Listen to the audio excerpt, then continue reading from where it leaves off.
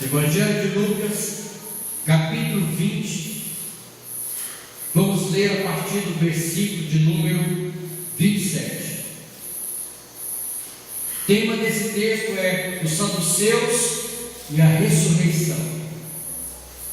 E chegando-se alguns dos saduceus, que dizem não haver ressurreição, perguntaram-lhe dizendo: Mestre, Moisés nos deixou escrito que se o irmão de alguém falecer, tendo mulher e não deixar filhos, o irmão dele tome a mulher e suscite posteridade a seu irmão. Houve, pois, 7 irmãos, e o primeiro tomou mulher e morreu sem filhos, e o segundo e o terceiro também a tomaram, e igualmente os 7 a tomaram. Todos eles morreram e não deixaram filhos. E por último, depois de todos, morreu também a mulher. Portanto, na ressurreição, de qual deles será a mulher? Pois que os 7 por mulher a tiveram. E respondendo Jesus, disse-lhes: os filhos deste mundo casam-se e dão-se em casamento, mas os que forem havidos por dignos de alcançar o mundo vindouro e a ressurreição dos mortos, nem hão de casar, nem ser dados em casamento, porque já não podem mais morrer, pois são iguais aos anjos e são filhos de Deus, sendo filhos da ressurreição. E que os mortos hão de ressuscitar, também mostrou Moisés junto da sarça, quando chama ao Senhor Deus de Abraão e de Isaque e de Jacó. Ora, Deus não é Deus de mortos, mas de vivos, porque para Ele vivem todos. E respondendo alguns dos escribas disseram: Mestre, disseste bem. E não ousavam perguntar-lhe mais coisa alguma. Nesse mesmo dia que Jesus é abordado pelos saduceus, Jesus ele entra no templo. Havia mais comércio propriamente do que adoração. E o Senhor então entra, açoita aqueles homens, purifica o templo, e isso causa uma revolta grandiosa no coração dos sacerdotes, dos principais sacerdotes, dos escribas, e eles procuravam uma ocasião para matá-lo. A partir daquele momento, Jesus estava sendo odiado pelos principais sacerdotes e escribas, e eles tentavam pegar Jesus em alguma contradição. Eles queriam de alguma forma inquirir Jesus a respeito de alguma coisa em que ele pudesse ser contraditório ou à religião judaica ou ao sistema político que dominava aqueles dias. E então Jesus é abordado pelos herodianos. Os herodianos eram um partido político aliado de Herodes e procurava defender todo o sistema do reino de Herodes. E eram amigos dos judeus. Eles eram amigos dos sacerdotes, dos escribas, dos saduceus. E eles tramaram isso, e a palavra diz que eles se passaram por justos, por pessoas de boa índole, e abordaram Jesus, dizendo: Senhor, é lícito pagar impostos a César? E o Senhor pega uma moeda e pergunta a eles: de quem é essa efígie? Então dá a César o que é de César, e a Deus que é de Deus. E assim, os herodianos também não puderam apanhar Jesus em alguma situação embaraçosa, porque Jesus ele sempre se saía muito bem das situações embaraçosas que surgiam, porque Jesus conhecia o coração daqueles homens. Jesus conhecia o coração de todos aqueles que o abordavam. A palavra diz que o Senhor Jesus é onisciente, Ele conhece até os pensamentos, e muito mais, os os desejos, os sentimentos do coração das pessoas. E naquele momento, Jesus dá esta resposta e os deixa calados. E a Bíblia diz no verso 26 assim: e não puderam apanhar em palavra alguma diante do povo, e maravilhados na sua resposta, calados. Eles não conseguiram pegar Jesus ali, mas de repente vem um grupo mais preparado, e eles vêm falar com Jesus acerca da ressurreição dos mortos. Então os saduceus eram uma seita judaica. Eles eram os modernistas de Israel. Eles eram os homens mais ricos, os homens mais influentes da nação naqueles dias. E eles controlavam os principais sacerdotes e o sinédrio. E para você ver a influência desses saduceus, ricos, dominavam os sacerdotes, dominavam os escribas, dominavam o sinédrio. Olha só o poder que havia na mão desses homens. Esses homens não criam na ressurreição, que é o fundamento da fé. Os saduceus, eles estavam indignados com Jesus, porque eles lucravam com o comércio que havia no templo. Eles eram ricos e influentes, porque eles tinham bastante lucro ali de tudo que era negociado no templo. Havia um comércio ali. Então a fé não estava em evidência, a piedade não estava em evidência, mas o lucro é que estava em evidência. E agora surgiu um homem, um galileu, um nazareno, um homem simples, que desafia a todos, que entra no templo, purifica o templo, açoita os vendedores, os compradores, expulsa todos do templo. E agora esse homem se constitui no inimigo dos saduceus. E agora Jesus mexeu com a turma da pesada, né? Os saduceus, eles acreditavam somente no Pentateuco. Eles não acreditavam em todos os livros do Antigo Testamento. Eles acreditavam somente nos 5 primeiros livros da Bíblia, chamados de Pentateuco, que são os 5 livros escritos por Moisés. Então eles professavam somente a fé nesses livros. Lá em Atos, não precisa abrir, no capítulo 23, no verso 8, diz assim: porque os saduceus dizem que não há ressurreição, nem anjo, nem espírito. Veja só, eles não criam na ressurreição, eles não criam em anjos, e eles não criam em espírito.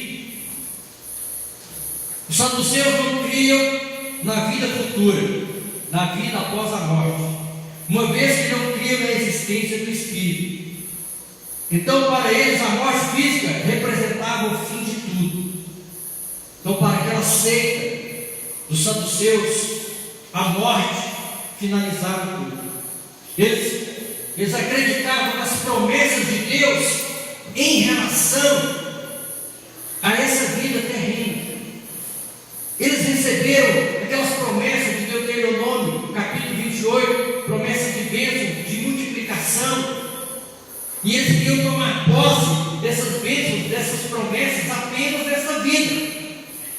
Então o crer deles, a religião deles, era crer nas coisas desta vida, terem uma vida próspera, terem uma vida boa, terem uma vida abençoada nesta terra. E o que Paulo diz? Se a nossa vida se baseia apenas nas coisas desta terra, então nós somos os mais miseráveis dos homens. Mas era isso que eles criam, era exatamente isso que eles criam. Os judeus em geral tinham uma preocupação muito maior com a vida presente. Isso não era só os saduceus que tinham essa preocupação com a vida terrena. Os judeus em geral, eles tinham uma preocupação maior com a vida terrena do que com a espiritual. A vida terrena para eles era mais importante do que a vida espiritual, do que a vida após a morte. O apóstolo Paulo também combateu na igreja essa doutrina. Essa doutrina, ela não só permeou a nação de Israel por uma erva daninha que veio para estragar a fé da nação de Israel, mas também ela infiltrou na igreja, e Paulo teve que combater ferrenhamente essa doutrina. Por isso Paulo, escrevendo sua carta 1 Coríntios, no capítulo 15, ele fala sobre a questão da ressurreição de uma maneira bem detalhada, bem minuciosa, e nós vamos ver daqui a pouco. O apóstolo Paulo também combateu na igreja essa doutrina maligna, bem como o ponto de vista dos gregos, que criam na imortalidade da alma, mas não na ressurreição do corpo. Então veja bem, os gregos criam na imortalidade da alma, que a alma era imortal, mas que o corpo não ressuscitaria. Eles não criam na volta do corpo ou na ressurreição do corpo. Para eles, o corpo era a fonte da fraqueza e do pecado do homem. A morte, portanto, era o meio pelo qual a alma se libertava do corpo. A ressurreição, em seu pensamento, somente voltaria a escravizar a alma. Então eles dizem que, como o corpo estava enfermo pelo pecado e o homem estava tendencioso ao pecado, a sua carne já era tendente ao mal. Então, uma vez que o seu espírito saísse do corpo, então o homem estaria liberto do pecado. O homem estaria livre para viver eternamente sem o pecado e sem o mal o acompanhando. Então essa era a filosofia grega com relação à morte, né? E Paulo teve que combater tanto esse aspecto negativo da ressurreição, da maneira como os judeus criam a ressurreição, como ele tinha também um grande desafio, que era combater essa doutrina grega que havia infiltrado na igreja, dizendo que o corpo não ressuscitaria. E assim, irmãos, há muitas igrejas hoje que não creem na ressurreição do corpo. Creem na salvação da alma, creem que há uma vida após a morte, mas não creem que nós teremos o nosso corpo ressurreto dentre os mortos. Mas nós vamos verificar aqui na palavra que não é bem assim, e Paulo combateu grandemente essa heresia que assolou a igreja. E essa heresia, ela tem perdurado durante séculos.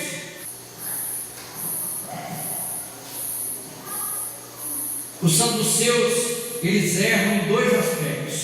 Primeiro, o Senhor Jesus diz a eles que eles erram por desconhecerem as Escrituras.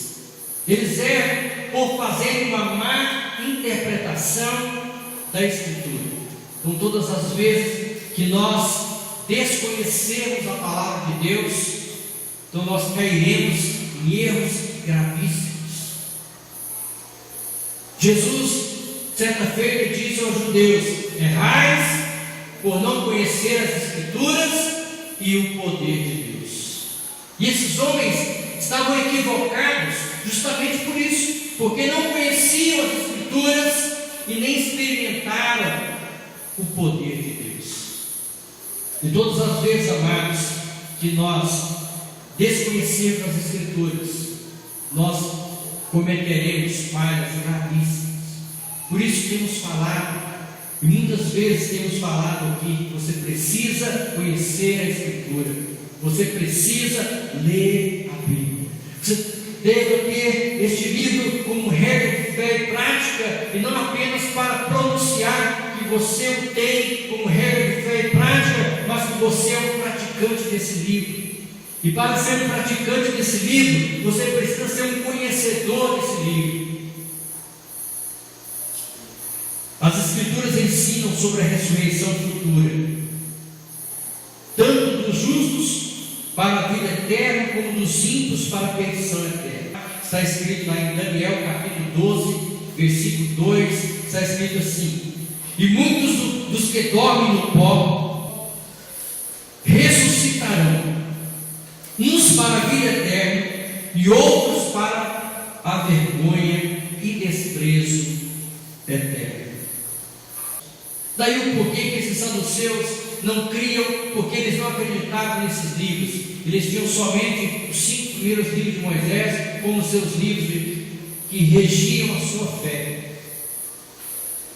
Outro aspecto no qual eles erraram é desconhecer o poder de Deus. Eles desconheciam o poder de Deus para trazer de volta o corpo de todos os justos que morreram, porque o Espírito não ressuscita, mas ele aguarda a ressurreição do corpo. Então, eles não criam no poder de Deus para trazer de volta o corpo da pessoa. Como que uma pessoa que foi queimada numa fogueira, como o seu corpo vai ser trazido de volta? Eles não conseguiam admitir o poder de Deus para trazer de volta o corpo dessa pessoa. Deus criou um corpo, uma alma, um espírito. O corpo que há de ressuscitar não é um corpo de carne e sangue natural, como é o nosso hoje, mas um corpo espiritual, semelhante ao corpo ressurreto de Jesus, corpo espiritual.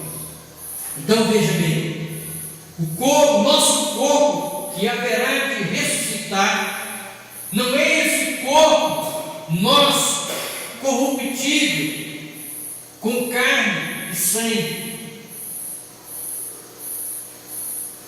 Muitos pensam que esse corpo vai ressuscitar, a nossa carne, sangue circulando no nosso corpo, como éramos antes.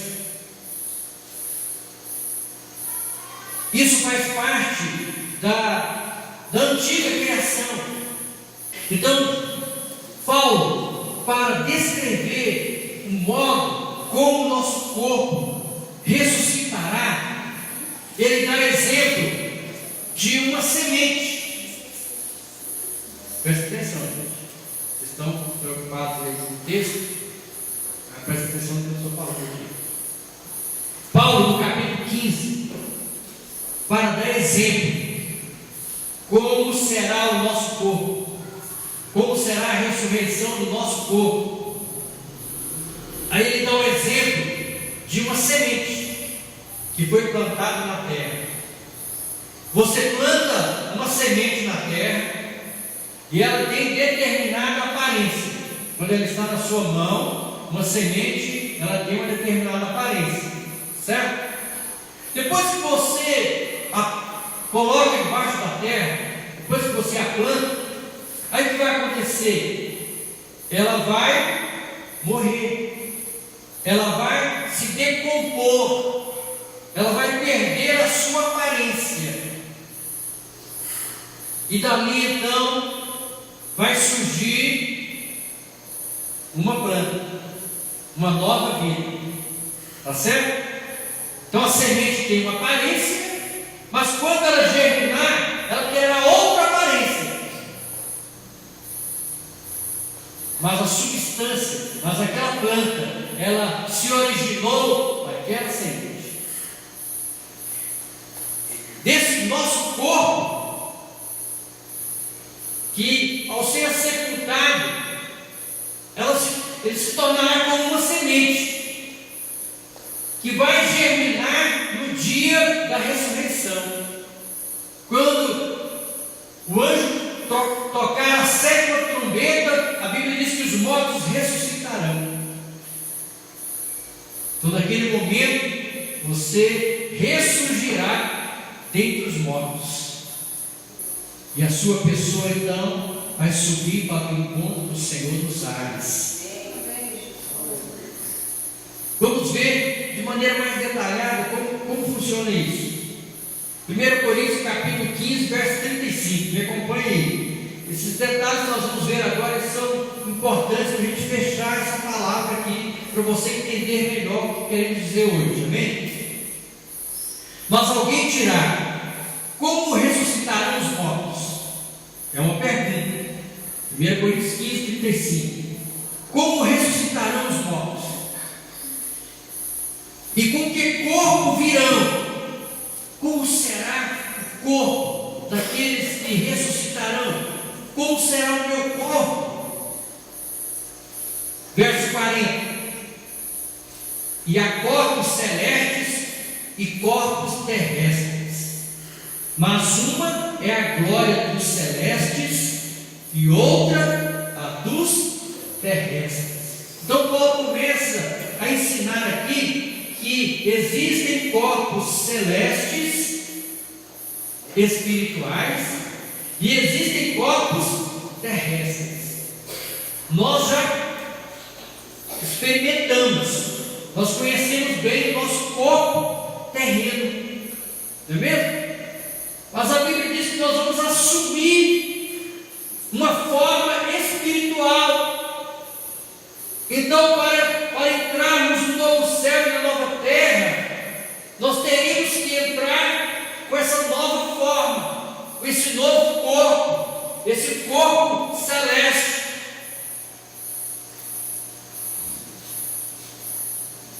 Verso 42. Assim também a ressurreição dentre os mortos. Aí aqui ele dá o exemplo da semente. Semeia-se o corpo em corrupção, ressuscitará em incorrupção. Então o nosso corpo será sepultado em corrupção. Quer dizer, o nosso corpo, ele que está contaminado pelo pecado, contaminado pelo mal, ele será sepultado. Mas quando o Senhor trouxer o nosso corpo de volta, na ressurreição, ele se levantará do túmulo, corpo incorruptível, sem nenhuma corrupção. Amém? Isso é tremendo. Verso 44. Seguindo o mesmo princípio da semente. Semeia-se corpo natural, ressuscitará corpo espiritual. Então você, meu irmão, ao ressuscitar, você não vai ressuscitar corpo de carne e sangue, será um corpo espiritual. Amém? Corpo espiritual, imortal, um corpo que não vai estar mais limitado ao tempo nem ao espaço, um corpo que poderá se alimentar ou não se alimentar, um corpo que poderá se deslocar de uma região da terra para outra, como os anjos fazem, sem precisar de nenhum transporte. Verso 40, finalzinho do verso 44. Se há corpo natural, há também corpo espiritual. Verso 49. E assim como trouxemos a imagem do terreno, assim traremos também a imagem do celestial. Então hoje você tem a imagem do seu corpo terreno. Hoje o seu espírito está em corpo humano, terreno, feito de barro, do pó da terra. Mas naquele dia, no dia de Cristo, o seu espírito assumirá um corpo absolutamente glorioso e espiritual. É isso que Paulo diz.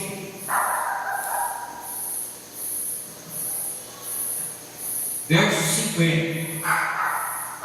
E agora digo isto, irmãos, que a carne e o sangue não podem herdar o reino de Deus, nem a corrupção herdar a incorrupção. Então no verso 50, Paulo vai clarificando aí para nós ele diz: e agora, digo isto, irmãos, que a carne e o sangue não podem herdar o reino de Deus, nem a corrupção herdar a incorrupção. Então aqui ele está dizendo que a carne e o sangue não podem entrar no reino de Deus. Amém? Daí o porquê que nós teremos um corpo glorioso, um corpo celeste, um corpo espiritual. A doutrina cristã com relação à ressurreição é totalmente diferente daquilo que se cria, que os gregos criam, que os judeus criam. Aqui Paulo, de maneira detalhada, pelo Espírito Santo, ele nos explica como será a nossa ressurreição. Verso 54: e quando isto que é corruptível, então a palavra isto nós vamos trocar pelo corpo, porque a palavra isto se faz referência ao corpo. Então, para você ter um entendimento melhor desse versículo, eu vou trocar a palavra isto por corpo, tá? E quando o corpo que é corruptível se revestir da incorruptibilidade, e o corpo que é mortal se revestir da imortalidade, então cumprir-se-á a palavra que está escrita: tragada foi a morte na vitória. Amém? Então o nosso corpo que é corruptível, que está corrompido pelo mal, pelo pecado, no dia de Cristo ele será revestido da incorruptibilidade, daquilo que é incorruptível, daquilo que é incontaminável. Amém? E a palavra diz que esse corpo mortal que estará lá no túmulo, ele será revestido da imortalidade. Então o poder da ressurreição vai tornar o nosso corpo corruptível em um corpo incorruptível. O poder da ressurreição, que é o poder de Deus, que os saduceus desconheciam, esse poder vai transformar o nosso corpo mortal em um corpo imortal. Então aquele que é mortal se revestirá da imortalidade. Nós então estaremos ressurretos diante do Senhor. Corpo, alma e espírito. Mas um corpo absolutamente espiritual. Por isso Jesus respondeu aos saduceus: Senhor, os saduceus perguntaram: Senhor, 7 casaram com aquela mulher, qual deles será o marido dela lá na eternidade? E ele disse: nenhum, porque lá não se casam nem se dão em casamento, lá são semelhantes aos anjos, semelhantes em imortalidade. Amém? Semelhantes no sentido de sermos seres espirituais. Seres espirituais. Só que nós temos uma grande diferença dos anjos. Os anjos, eles foram criados por Deus como seres absolutamente espirituais. Nós fomos criados seres espirituais e humanos. Seres espirituais e humanos. E o nosso corpo passará por uma transformação do terreno para o espiritual. E então o nosso espírito assumirá o nosso corpo no mesmo momento da ressurreição. E nós teremos uma marca sobre nós que os anjos não têm. Os anjos são seres espirituais, criados pela palavra e pela mão de Deus. Mas nós seremos seres humanos espirituais. Jesus estava lá no túmulo, e a Bíblia diz que o seu corpo ressuscitou. E no momento da ressurreição, o seu corpo passou por uma glorificação. Houve a ressurreição, e com a ressurreição, a glorificação. E a Bíblia diz que Jesus apareceu para os seus discípulos. Lá no caminho de Emaús, Jesus apareceu para os seus discípulos ali, mas eles não o reconheceram. Porque Jesus, quando esteve na cruz, ele ficou completamente desfigurado. Mas ali, assumindo o seu corpo ressurreto dentre os mortos, o seu corpo glorioso, ele tinha uma aparência angelical. Ele tinha uma aparência angelical. Amém? Ele tinha uma aparência extraordinária, uma aparência maravilhosa. A sua aparência era tão extraordinária que os seus discípulos não o reconheceram. E quando ele se apresentou no meio dos discípulos ali, e eles pensaram que era uma visão, mas Jesus falou para eles: a paz seja convosco. Aí eles reconheceram a voz de Jesus. Aqui está o sinal dos cravos. Vê se não sou eu mesmo também. Aí o Senhor vai e se apresenta aos seus discípulos, e eles ficam maravilhados com o Senhor ressurreto dentre eles. Jesus não precisaria comer ali depois da sua ressurreição, mas Jesus perguntou: tem alguma coisa que comer? E eles disseram: sim, Senhor, tem mel, tem pão. E o Senhor então foi e comeu, para que eles pudessem se justificar que não era um espírito que estava aparecendo para eles, mas que literalmente era Jesus ressurreto dentre os mortos, que agora poderia aparecer no meio deles, poderia desaparecer, poderia comer com eles. Amém? E Jesus apareceu também lá no mar da Galileia, quando os 7 discípulos de Jesus estavam pescando, e Jesus aparece 5 horas da manhã lá. Jesus prepara um fogo, prepara um peixe, prepara pão para eles, e quando eles retornam do mar, eles chegam na praia, Jesus dá então o pão e o peixe para eles comerem. Jesus preparou ali o café da manhã para os seus discípulos, e ali Jesus conversa com eles. Jesus conversa com Pedro e diz: Pedro, tu me amas? Pergunta 3 vezes: Pedro, tu me amas? Ele diz: sim, Senhor, eu te amo.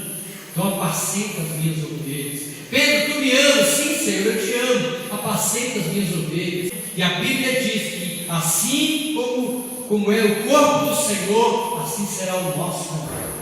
Assumiremos essa forma gloriosa. Amém?